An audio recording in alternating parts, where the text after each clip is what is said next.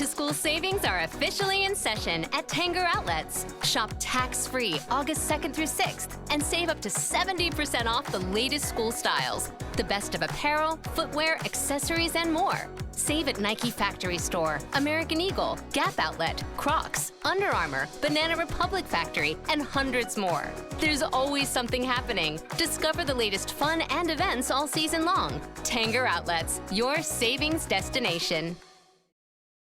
You're listening to the Archaeology Podcast Network.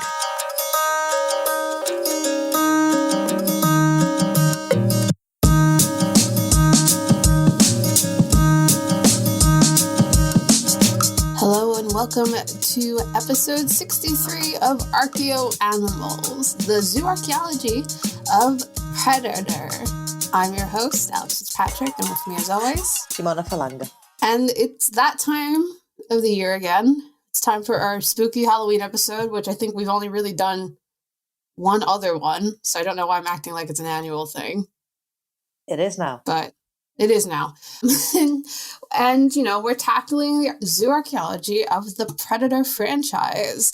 For folks who are just joining the podcast now, just a reminder, if you want to go back and listen to our last Halloween-themed episode, it was on their fearsome foes / prey, the aliens of the Alien franchise. It's episode 52, Xenomorph Archaeology, from November of 2022.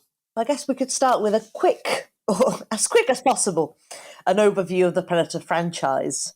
It's less confusing, though, than the Alien franchise, I feel like. There's more stuff in the Alien franchise. Yes and no, because there's some, Predator movies that I'm not sure where they quite fit in, and then you have all the Alien, all the AVP, and just, it goes. True. But it all started in 1987 with just Predator, starring Arnold Schwarzenegger, which depicts a military rescue team facing off the titular Predator in Central America during a mission. Interestingly enough, this is very tangential, but I've actually watched the film that inspired the original 1987 Predator. It's a film called Without Warning. It stars Martin Landau and Jack Palance, and it's pretty terrible, but it was apparently a direct inspiration on Predator, to the point that the actor who plays the Predator, the actor in the suit, is the same actor who plays the alien in Without Warning, which literally just looks like a big head alien. So, not that scary. I've not heard of this film before. We only heard about it recently. Every year we try and watch our horror films, you know, and we've been trying to get into the worst horror films, like just really like nitty gritty in the deepest, darkest muck of film. So we did watch this one. But yeah, I only watched it recently, and I just remembered like, oh yeah, it has a connection to Predator. But we won't be talking about the zooarchaeology of that because it's a bad movie. And also the aliens kind of look like sand dollars. So there's not a lot to talk about. Then Predator was followed by Predator 2 in 1990, starring Danny Glover. Was set in the late 90s in Los Angeles, where another Predator shows up in the middle of a heat wave and increasing tensions between city gangs, which is also another reason why global warming is really bad, because then the Predator shows up and kills a bunch of people. And it's got some potentially problematic attitudes about inner city gang violence. Yeah, it's a serviceable action film with just a dash of stereotyping. But I kind of like Predator too. I like Danny Glover. I'll watch him do anything. No, I'll tell you what though, Predator 2, because I've just, for reference, I'd actually not seen any of the Predator films until very recently. Mm-hmm. I've always been a big fan of the Alien franchise and never really watched any of the Predator films, but then decided to watch all of them back to back, leading up to Prey, the latest one. So I've watched Predator 2 for the first time last year, I think. So yes, watching it for the first time as an adult in 2022 was like, oof. Yeah. But enjoyable film. Yeah. And then weirdly enough, this is something that I always confuse myself, because in my brain, I always think there's more 80s and 90s Predator films before we get to AVP. For those who don't know, AVP, shorthand for Alien versus Predator, 2 films that came out in 2004 and 2007, which we actually did talk a bit about in our Alien episode, obviously. But yeah, I always think there's like at least a third Predator film that happens before then, but I'm just crazy. I guess it's the Alien ones that tend to be more prolific, sort of in between late 70s to 90s. And then, the Alien versus Predator. I can never remember which one is which, because there's one that's sort of in the Arctic, like Ancient Aliens, something, and that one. The first one, the first AVP, takes place in the Antarctica. And there's obviously some ancient aliens shenanigans happening there. And then the second one, Alien vs. Predator Requiem, is like, they're both not great, right? But like the first one's like somewhat enjoyable, and then the second one is just really a non-starter. And it brings the aliens into like a town in the States, and there's a reason why you never do that. It's not great. But yeah, that happens, and we will talk a bit more about that because we kind of have to. But then, 2010, we come back with just bolo Predator films. Predators comes out in 2010, starring Adrian Brody, and it's got a big ensemble cast with some of my favorite boys, Walton Goggins, Larry Fishburne. It kind of rules. I actually really love Predators. It changes the game by putting humans in space on a planet that's basically just hunting grounds for predators, and I think the film rules. Hot take. Yeah, I think I remember that being quite fun. Yeah, I like a big ensemble thing. I always just like a film where people get picked off one at a time. And like I said, it's an ensemble cast of a lot of like character actors. And I love a character actor. I like a weirdo showing up. It does exactly what it says on the tin. Yeah. And it's Predators. It tells you exactly what you're looking for. There are multiple predators in there. And then you get The Predator. Yeah. That came out in 2018. Yep. So yeah, just predators crashing on Earth and then shenanigans happen. I haven't seen it. I've heard it's pretty bad.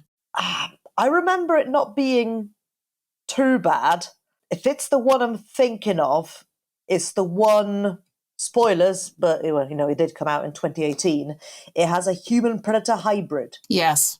I think that's the one. Yeah. I'm not the person to talk about whether or not it's got some kind of weird writing with regards to neurodivergence, but anyway, moving on. We did get a good Predator movie very recently, at least. Yes. So in last year, 2022, in case you're listening to this in the long future, Prey came out, which serves as kind of a prequel to all the previous films. It's like the one that's set the earliest. So it's set in 18th century North America, where a Comanche woman fights against a predator, and it really rules. It's so good. You can watch the whole film in Comanche, which is amazing.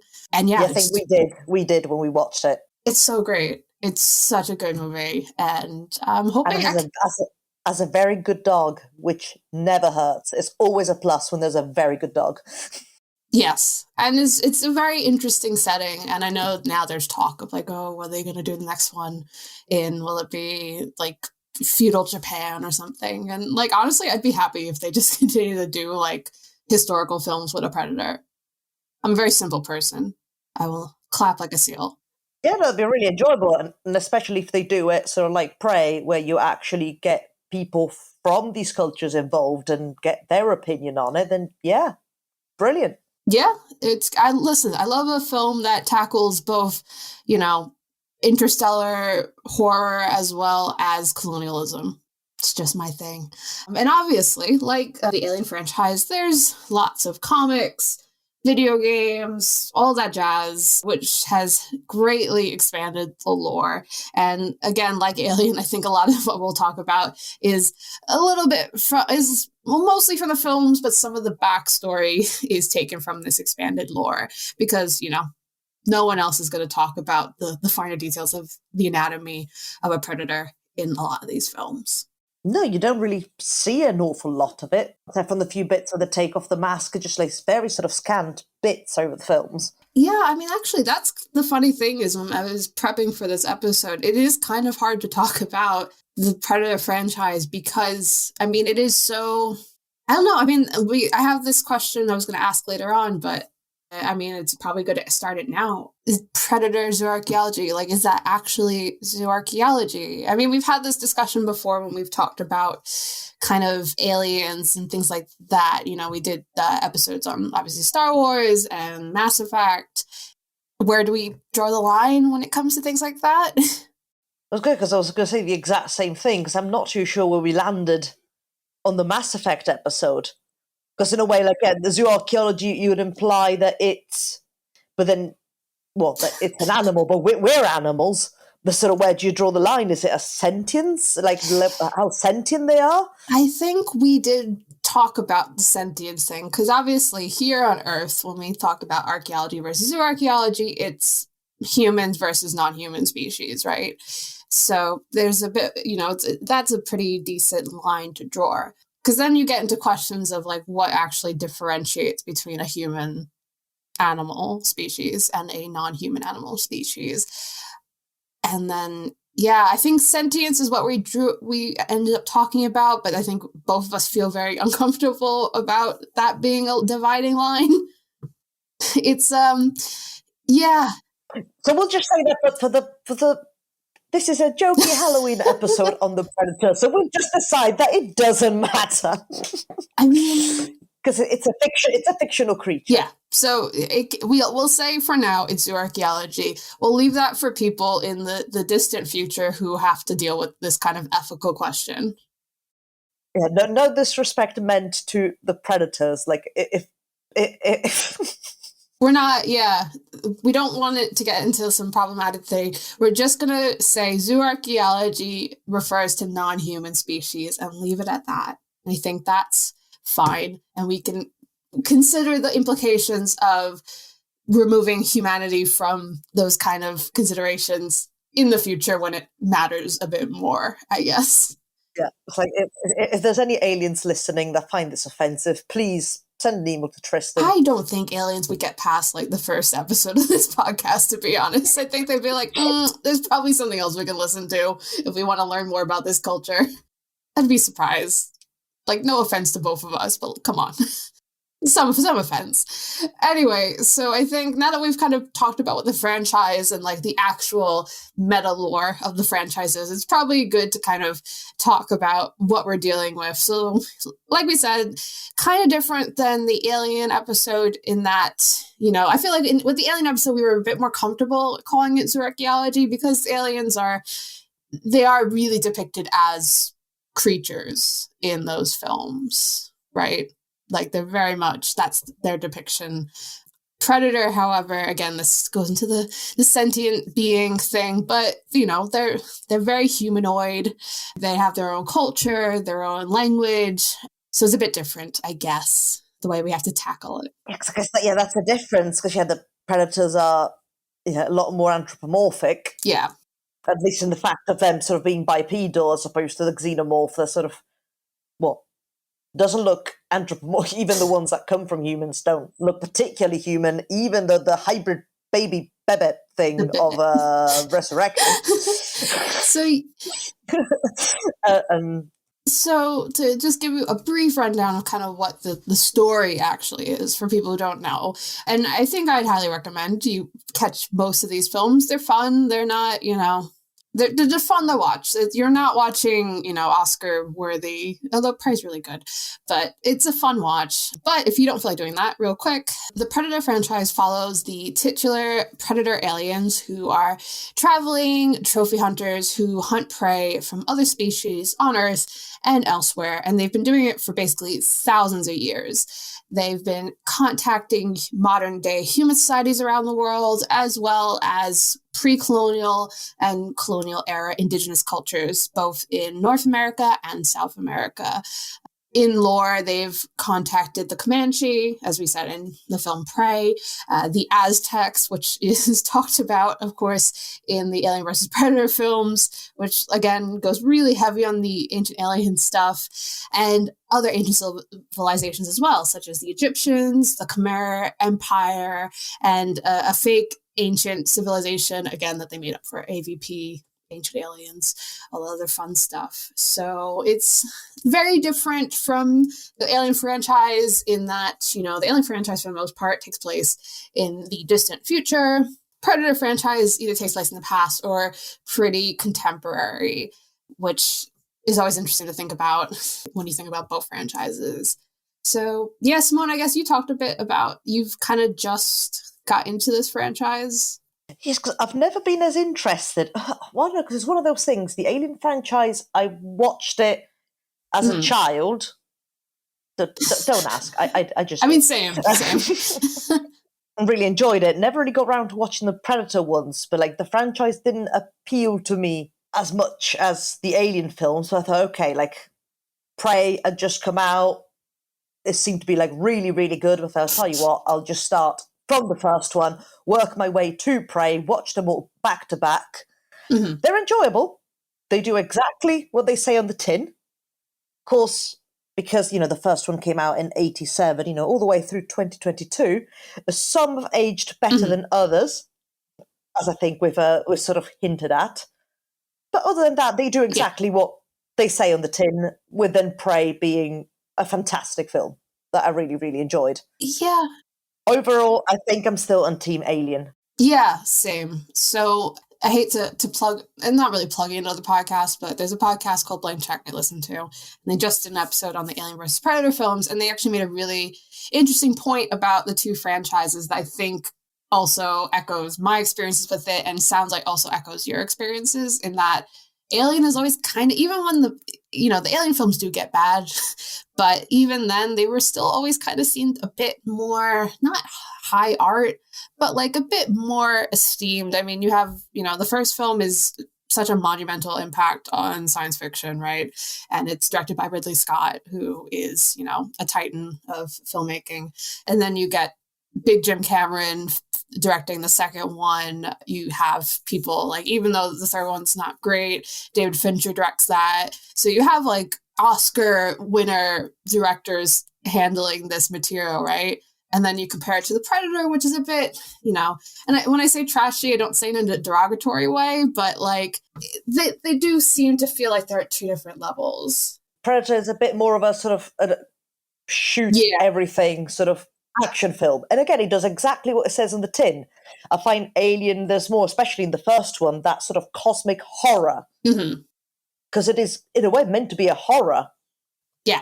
I do enjoy that a lot more. And I do think as a franchise, even though, like Alien, of course, again, the films came out nearly 50 years ago, so some parts have aged better than others. But I think on the overall, the franchise has aged better. Yeah. So as people get really mad at our opinions on both franchises, I think we should take a break and we'll come back with actual zooarchaeology discussion. Shop Plato's Closet tax-free August 2nd through 4th for back-to-school styles. We sell the trendy, gently used styles you need to make a difference in the world and in your wallet for back-to-school shopping. Save up to 70% off regular retail prices by choosing recycled styles. Save even more when you shop tax-free this weekend. Make a change that others can respect and repeat. Shop Plato's Closet in North Charleston and West Ashley this year for your back-to-school looks. Plato's Closet, located in West Ashley on Sam Rittenberg Boulevard and North Charleston on Rivers Avenue. Back to school savings are officially in session at Tanger Outlets. Shop tax-free August 2nd through 6th and save up to 70% off the latest school styles. The best of apparel, footwear, accessories, and more. Save at Nike Factory Store, American Eagle, Gap Outlet, Crocs, Under Armour, Banana Republic Factory, and hundreds more. There's always something happening. Discover the latest fun and events all season long. Tanger Outlets, your savings destination.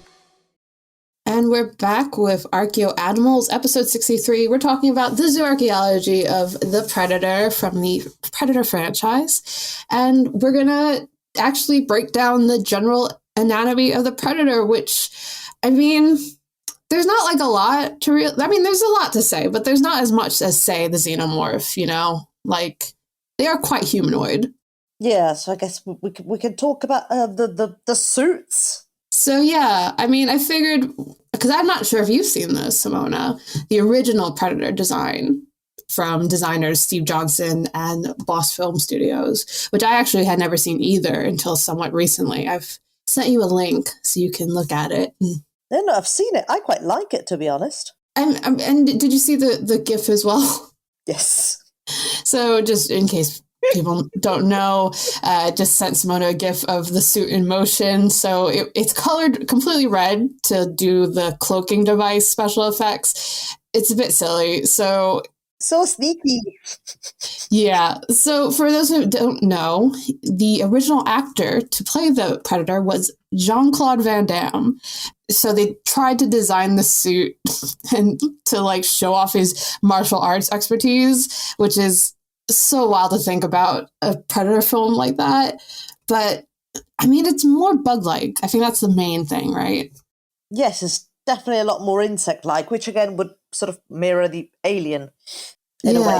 So it's not as humanoid as what ended up being the final design. Like the only thing that's, I guess, humanoid about it is that it's bipedal. Yeah, and I think that's actually where the design starts to get in trouble. So, like, there's a maquette they've made of the design. And it looks so much cooler. It's got these, like, satyr-like legs that, like, bend backwards, which obviously became a technical nightmare trying to do it. Because, like I said, they're trying to design the suit so that they can let Jean-Claude Van Damme do all these wild martial arts, right? But they have to also make the legs bend backwards. So it basically became an impossible design problem where they couldn't both keep that design but also make a usable suit for stunt actors. So the design gets scrapped, and the actual Predator that we now know and love, depending on how affectionate you are to this franchise. We know and acknowledge. We know and acknowledge. I think we actually talked about this a bit in the Alien episode, but we keep referring to it as the Predator when it does have an in-universe species name, the Yautja.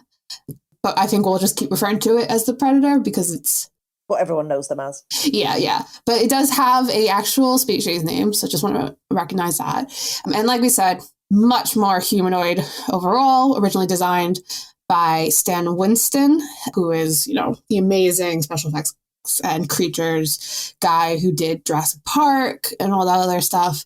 But yeah, it became more humanoid, I think, just as a technical thing. It made it a wearable suit, but it was also bigger. And like, instead of going the bug direction, it went the reptilian direction, which I feel like we talked about in previous sci-fi episodes of that, like, if you're making something science fiction-y, you either go like reptilian or bug. Yeah, like I always pictured it as sort of bug-like, at least sort of like the features, or the mouth is very sort of like the mandibles are very insect-like. Yeah, I mean, I actually really didn't think about it until I was started to do notes for this episode of like, yeah, I guess it's always, because I've always thought of it more reptile-like, and I think it's because of the skin. And then being like, oh yeah, I guess the mandibles make it more, and especially when you compare it to the previous design where it does have mandibles, but like really more bug-like. But yeah, so this new design that became the design for the films had two distinctive characteristics. So like the prototype Predator, it still had these bug-life features, in our case here, more arthropod-like rather than the kind of mantis mandibles that the other one had. Apparently, this is actually a suggestion made by Big Jim Cameron while he was promoting Aliens. He was like sat on an airplane next to Stan Winston, and apparently they were just talking about creature design, and he was like, yeah, I've always wanted to do something with big mandibles, so thank you, Big Jim Cameron, for your service to this franchise. I guess in a way they're somewhat closer to the chelicerae of arachnids. Mm-hmm. Actually, so close enough that there's a whole genus of goblin spider named for the alien, Predatorunops, with subspecies named for locations, characters, and actors. Oh. You could do it. Yep, there is a spider somewhere out there, brace yourselves, called Predatorunops schwarzeneggeri. Science is amazing. If you take anything away from this episode, is that there is a spider out there somewhere that's named after Arnold Schwarzenegger. not only named after Arnold Schwarzenegger, named after Predator and Arnold Schwarzenegger. Yep.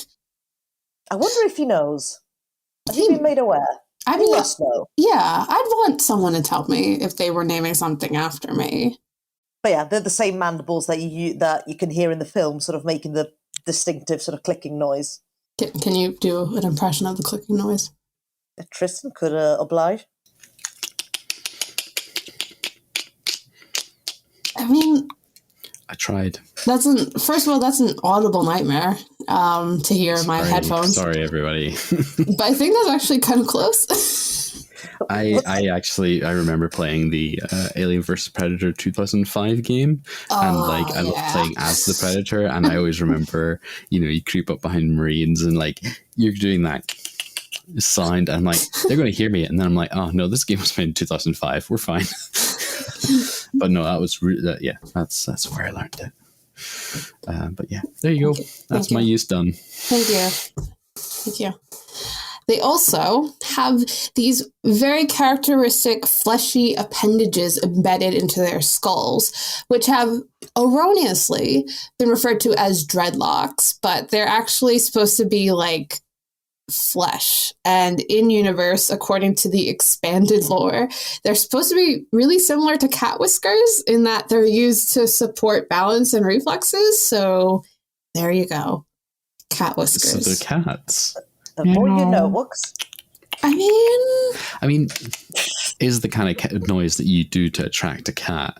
Perhaps the predators have just not met the cats that they're looking for, and that's why they're clicking all the time. Has there been a cat in the? Because obviously, Alien has Jonesy, famously, but I don't think Predators has a cat. So there's another L for the franchise. Exactly. Oh, Jonesy could take them. Yeah, probably.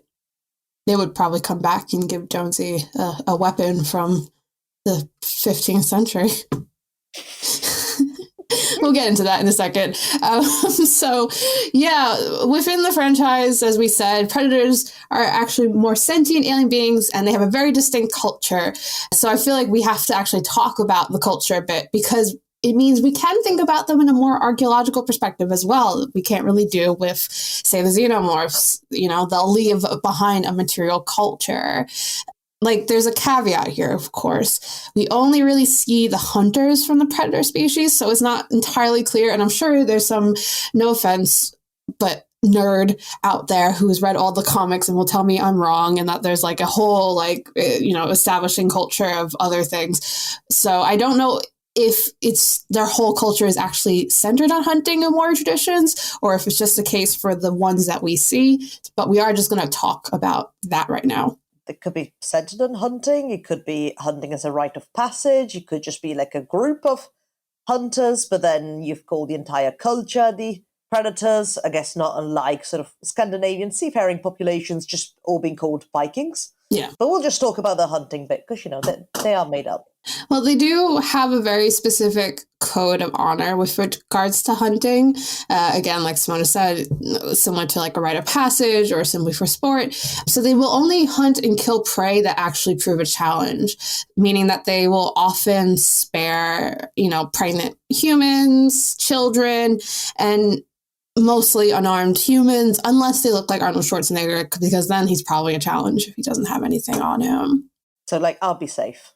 Yeah. Oh my gosh. They would just be like, do you need help? Do you want to take some of our weapons just in case? Speaking of. Because they're hunters, they will carry a very specific kit with them that will make them easier to identify. This includes a wristband with a self-destruct system in it. Beautiful. A medikit, perhaps most distinctively, a biohelmet, which allows, of course, to protect their head, but also to expand their visual spectrum and mimic other species vocally. Which, in fact, you don't really see the predator up until sort of the very end of the first film, once the biohelmet comes off. Of course, there's been lots of variations over the films, but many of them are mostly designed to look very skeletal. So then even their actual approach to hunting is something you could look at archaeologically, because specifically they're trophy hunters. So their kills are very taphonomically distinct. And just real quick, if you don't remember, taphonomy is basically what happens to remains that lead them to look the way they do when we find them as archaeologists. So like real life trophy hunters, their main processing methods for their kills are either skinning or decapitation. So we've actually talked about both of these things in previous episodes, but kind of as a quick review of what it's like. Skinning will leave behind taphonomic indicators on certain bones, specifically cut marks where tendons are connected, so the metapodial bones, for example. And of course, the cut marks would depend on the tool being used as well as the skill in skinning. So I would assume for a predator, I mean, it's pretty good. They famously will just kind of like take the skin off like really easily. So they're probably really good at it. Yeah, just a very clean and quick job as well. It just seems like a poof. Yeah. But the decapitation, in theory, will unsurprisingly leave behind some damage to the cervical vertebra, normally either in the way of a chop mark or where sort of the bones have been sort of dislocated and torn apart, because in this particular case, it'll be like largely sort of the first thoracic vertebra. But it very much depends on the method, and you can find trauma in parts of the cranium as well. Of course, none of it applies to the predators because they're so strong where they literally just rip out the skull and basically the entire spine with their bare hands. So I guess you could argue that maybe there might be some trauma in the lumbar vertebra where it got separated from the rest of the spine. Yeah. I mean, I think there's also the case that if you find skinning and decapitation and there's just very little taphonomic signatures, you just assume that it was probably a predator. Like, I don't know, that wouldn't be my first thought. It would be like, oh, half of this skeleton is missing. It might be, like natural processes or just the position process. My mind wouldn't immediately go, oh yes, predator. Oh, that's not that's what I think. If I can't find a taphonomic signature, I go, oh, predators are real. They were hanging out in later prehistoric Britain. Could be that could be the next film we're all waiting for. Call us. Come on. The Predator in Iron Age Scotland. Oh, come on. That's a gold mine. Everyone loves Iron Age Scotland. So the other thing, again, as trophy hunters, they may also wear the remains of their prey. So, for example, in predators, there is actually a predator who wears the partial mandible of a xenomorph on their helmet. So, again, that kind of trophy culture and behavior you'd probably see archaeologically. Now, the other thing, and we've briefly mentioned this, but I feel like it's important to note because it's kind of my favorite thing about predators, like their lore, is that when predators are bested in combat, they'll actually gift the winner a trophy of their own, usually a weapon. So this is, again, kind of spoilers, but in Predator 2, they come back and when Danny Glover has, kind of saved the day and defeated the predator, the other predators come back and they give him a flintlock pistol, implying their long history with humans, but also potentially, for us at least, this means that their assemblages might be like a mishmash of artifacts from various time periods and cultures and planets and species, which I guess in retrospect is probably a bit of an archaeological nightmare. But I always thought that is so cool. Cool, but also, yeah, they're just like taking all these artifacts from various time periods. They're not recording the context. They're not putting anything down. It's unbelievable. Yeah. Like, do better, predators. Do better. That being said, I do love the trope of the like recognition from like the bad guy or like the enemy of a story being like, good job, kid. Like, I don't know. I love that. So, like, the first time I watched Predator 2, I was like so hyped for that. It's like, yes, they think of him as being so cool. I'm a simple person, folks. I like these simple things. I clap like a seal when Danny Glover shows up. Very easy to impress me. It does what it says on the tin. Now, to end on a bummer note, we do need to talk about AVP. And again, I think we might have...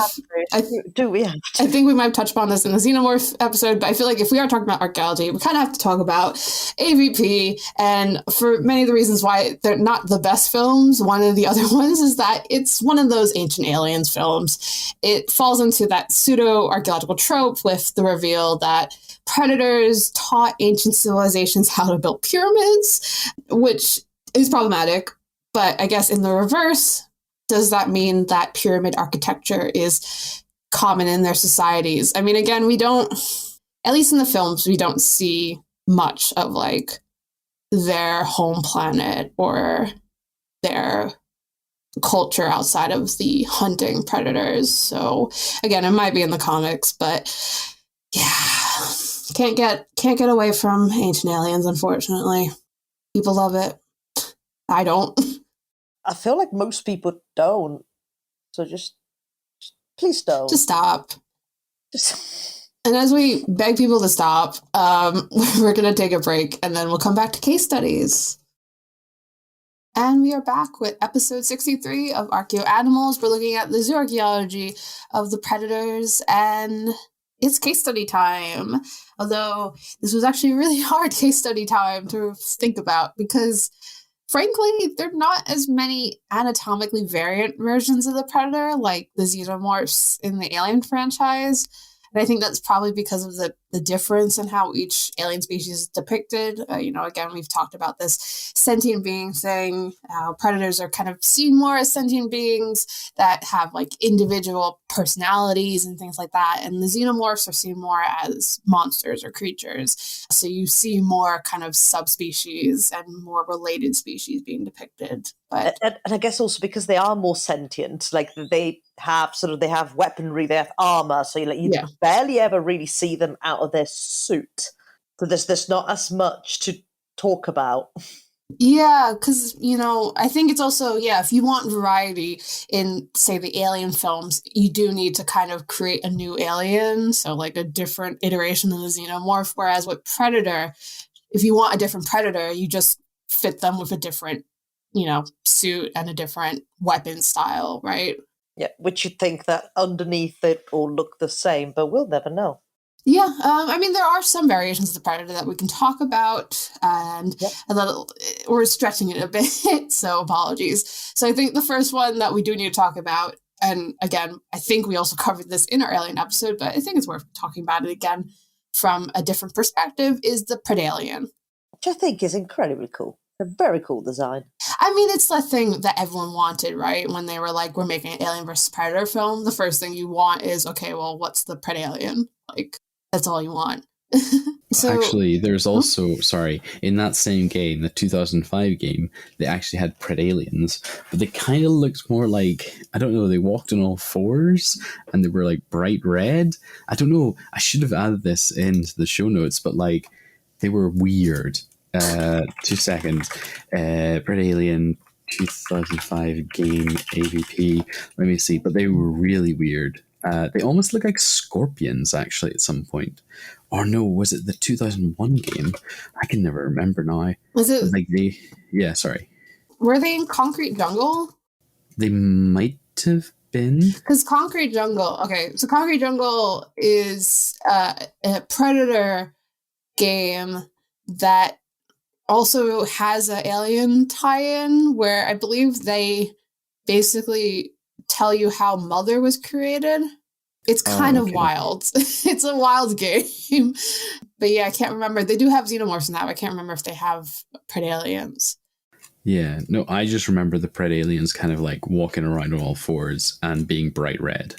That's all I remember. Yeah, so again, we talked about this in our previous episode, but just to give a quick reminder how xenomorphs work, they do require a host for gestation, but they also develop the ability to take on some of the genetic material from the host itself. It's referred to in universe as the DNA reflex, which is why the Predalien looks the way it does. Which probably be like the good thing that's come out of AVP. Yeah, again, I think it's the thing that when they announced the films, people are like, well, you have to show a Predalien. It's already like, it's been in loads of AVP-related media, but as far as what it looks like morphologically, it's basically like a predator in looks, but it has the skull.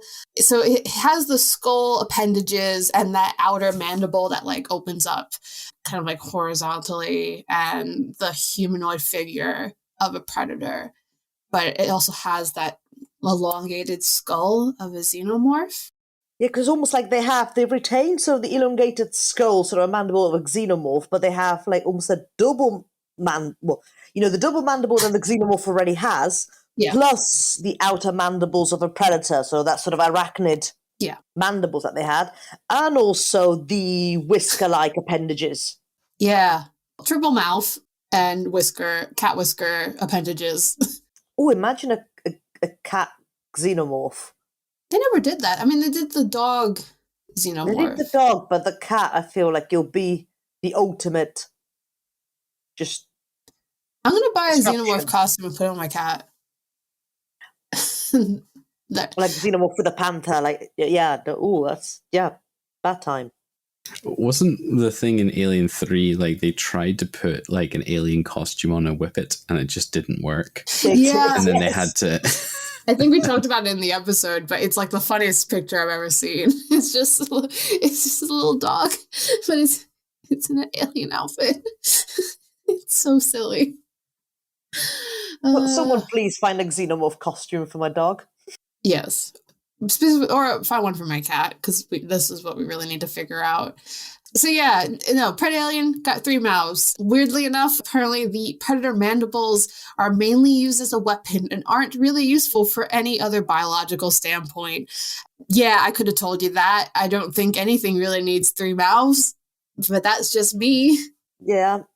Yeah. They don't seem to be linked to any sort of the digestive apparatus. So yes, they are very much just for stabby stab. I mean, I guess realistically, the biological standpoint of the xenomorph is to just be the perfect killing machine, right? So it can be as nonsense as it wants, as long as it's gonna kill a bunch of people. Anyway. Yep. Speaking of what was the actual quote? They're as they are hostile. I forget how they're described in the first Alien. Oh, yeah. The thingies, Ian Holmes quote about it, right? It's just something how like the design is so like perfect in a way, like as perfect as they are hostile. Like, yes, I found the quote. You still don't understand what you're dealing with, do you? The perfect organism. Its structural perfection is matched only by its hostility. There you go. You have my sympathies. Different quote, but hey ho. Alien is a good movie. I don't know if that's a hot take. It's a really good movie, Alien. Sorry, we're talking about Predator. Although actually, our next case study, we're not really talking about the Predator. We're talking about Hellhounds. I know, like for an episode about the Predators, we've not talked an awful lot about Predator anatomy. We've talked about the Predator films a lot. We've talked about Alien films even more. But now we'll talk about the Predators' dogs. Well, the kind of dogs, you know. Because they're not, they're not from the same species. Well, no, much like us and dogs are not the same species, so I guess it's... Yeah, but we'll talk about them, because I guess they're not part of their culture, their societal structure. They keep animals. Yes. Including, but perhaps not limited to, the Hellhounds. But still interesting, because it's a xenomorph species that's featured in the franchise, and this one, there's no shadow of a doubt that we are talking zooarchaeology. So there you go.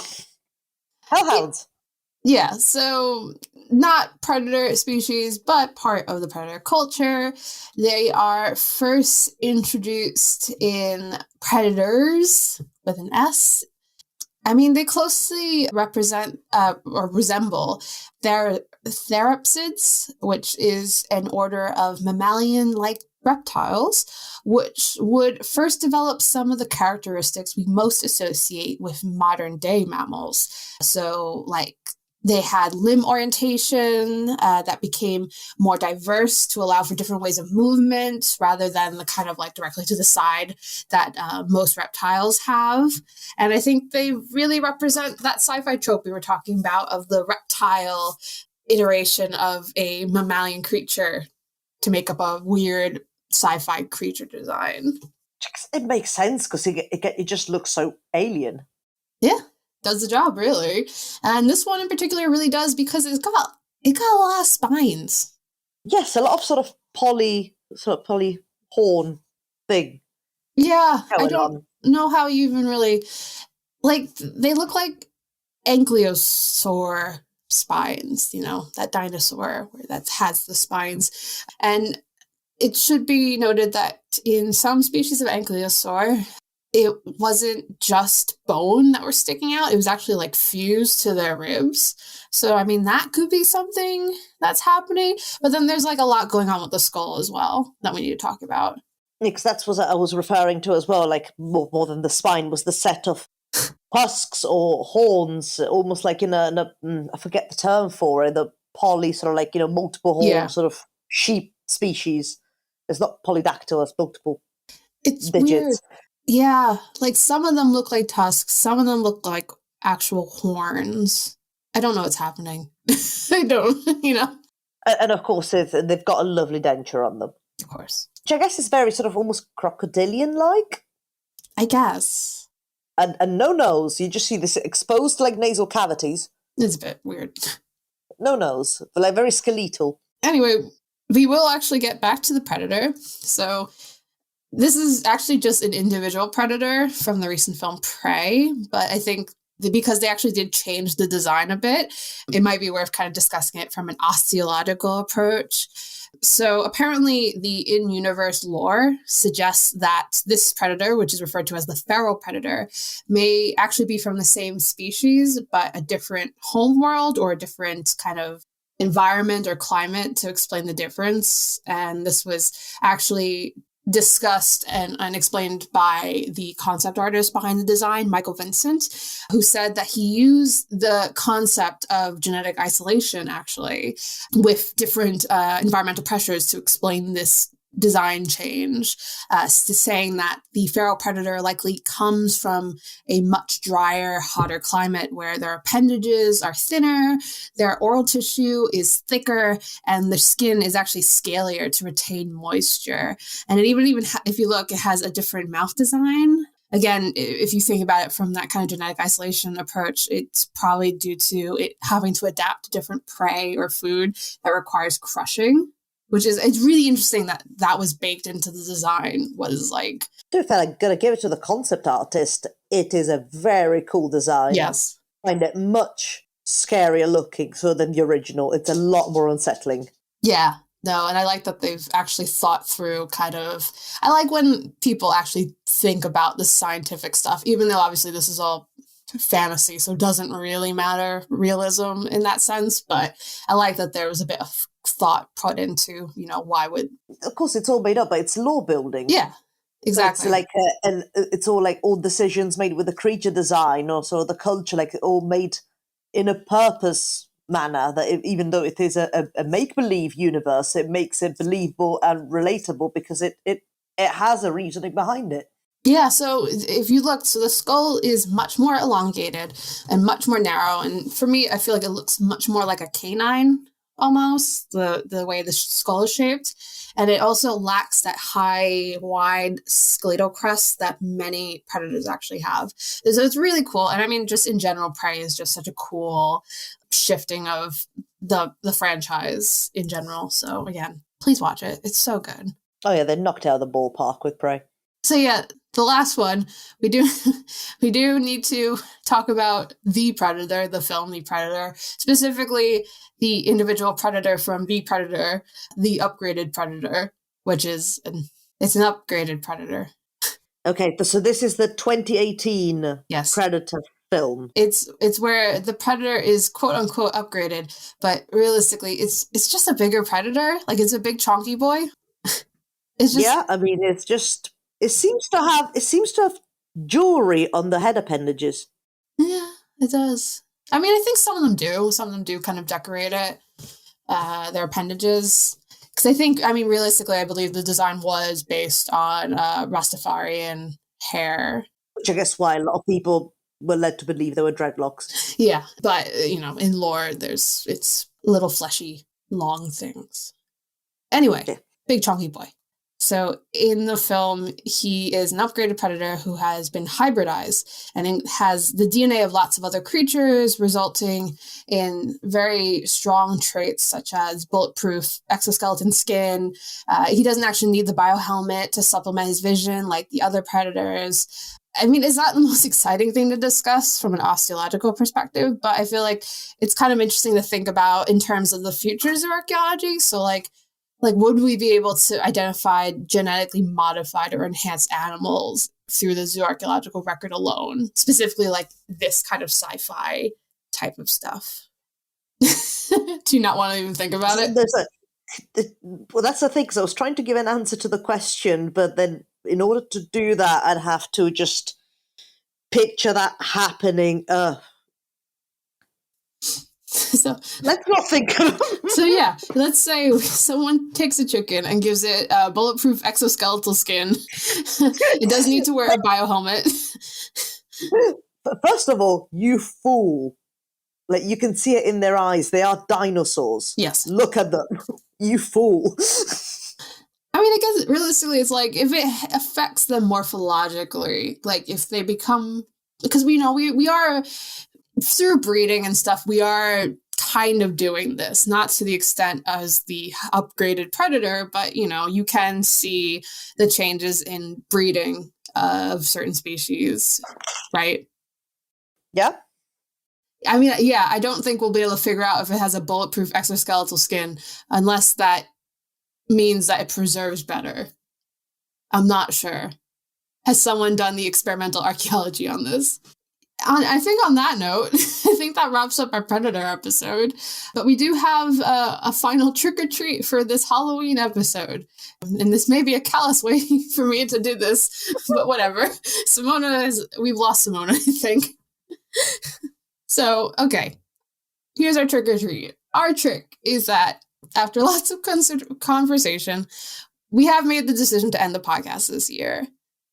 But, okay, this is why I put it as a trick or treat. That may be a trick to some people who may be sad, but here's our treat, a couple treats. One, we are going out on a high. This has been 5 years of producing potentially listenable content. I'm not sure if it's been listenable, but I hope it has been.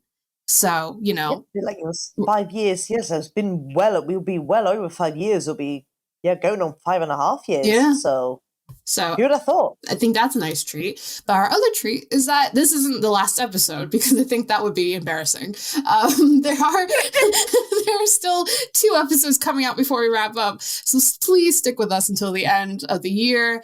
And of course, our archive episodes will also remain, and all the other podcasts on the APN. So it may be sad that we're ending the show, but we're not ending just yet. There's 2 more episodes. So just see us through to the end of 2023. And I can't promise you that they'll get better, but there'll be more of them. They won't get worse? We'll see. But yeah, otherwise, in the meantime, you can still follow us on Twitter/X, whatever you want to call that horrible social media platform. We'll still be there for now. You can find us wherever you get your podcasts. Even though we are ending, still, subscribe. Here are our last 2 episodes as they come out. Give us a nice review as well. We want people to still listen to our nonsense, even long after we're dead. So, that's nice. And yeah. And I guess still go give the Archaeology Podcast Network some love. Yeah, do that as well, because they'll still be going on. In the meantime, I've been Alex Fitzpatrick. And Simona Falanga, still here. Yeah, for now. For now. And then we'll remove ourselves from existence. We'll just disappear. Of course, we've only been made for this podcast. That's hot. Yeah. Secret truths coming Bye. out. Yeah, okay. That's the other trick. The other trick, we're not real. We've been AI this whole time. Ooh, spooky. Goodbye. Bye.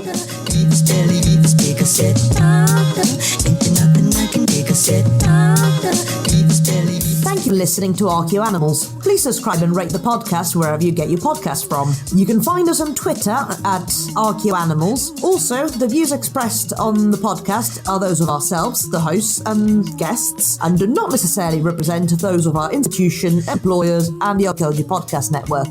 Thanks for listening.